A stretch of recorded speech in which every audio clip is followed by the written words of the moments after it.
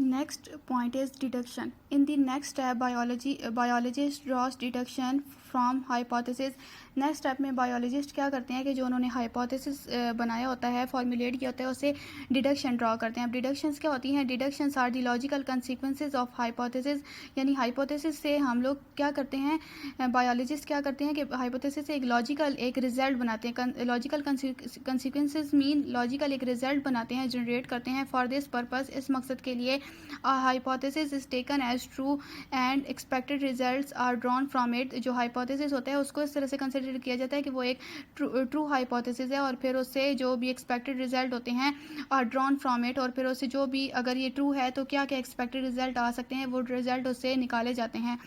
Generally आमतौर पर इन बायोलॉजिकल मेथड्स में if a particular hypothesis is true then one should expect deduction are certain result. अगर जो हाइपोथेसिस है वो ट्रू हो तो उससे जो डिडक्शन बनाई जाती है, वो जो रिजल्ट बनाया जाता है वो उसको ट्रू ही एक्सेप्ट किया जाता है. This involves the use of if then logic. अब यहाँ पे जो है इफ़ दैन लॉजिक का यूज़ होता है. ओके, अब इफ़ दैन लॉजिक जो है वो यहाँ पे किस तरह से यूज़ होती है बायोलॉजिकल मेथड में.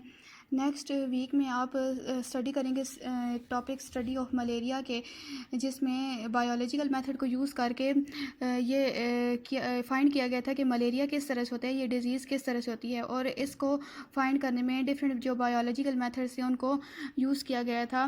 अब वहीं से मैंने एक एग्जांपल लिया है, तो उस एग्जांपल में जिस तरह से बताया जा रहा है कि इफ़ दैन स्टेटमेंट को किस तरह से यूज़ किया गया है कि if marshy area and malaria have some relation, कि अगर जो मार्शी एरिया और मलेरिया है अगर उसका कोई ना कोई रिलेशन है, यानी दोनों का आपस में रिलेशन है, मार्शी एरिया और मलेरिया का आपस में किसी भी टाइप का रिलेशन है, then all people living in marsh area must have malaria. तो ये बात जो है वो कंफर्म थी कि जितने भी कंफर्म होनी चाहिए थी कि जितने भी लोग जो मार्श एरियाज में रहते हैं फिर उन सब में को मलेरिया होना चाहिए. यानी मार्श एरिया में अगर मलेरिया के सिम्टम्स पाए गए हैं तो जितने भी पीपल्स थे मार्श एरिया में रहने वाले, फिर उन सब को भी उन सब के अंदर भी मलेरिया के सिम्टम्स होना ज़रूरी था. ये मस्त था कि फिर उनके अंदर भी मलेरिया हो.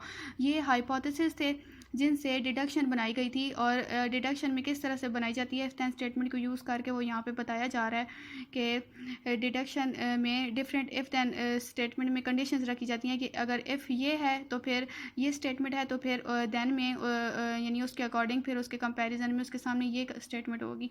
इस तरह से इफ़ दैन स्टेटमेंट को यहाँ पे यूज़ किया जाता है डिडक्शन में.